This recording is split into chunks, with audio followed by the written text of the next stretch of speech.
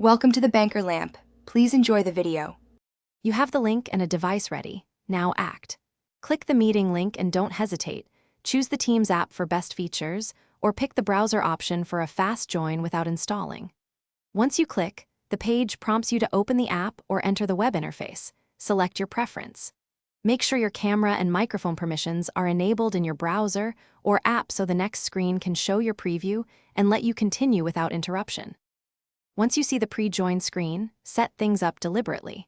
Turn your camera on or off, pick a background or blur to hide your room, and verify the camera preview looks correct. Then select the microphone and speaker devices from the drop-down and speak to test audio levels. Adjust volume as needed. If you're a guest, type the name you want shown in the meeting. After these steps, you'll either join directly or wait in the lobby until the host admits you.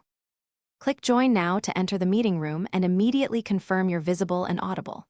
Use the toolbar to mute/unmute, enable captions, open chat, or raise your hand.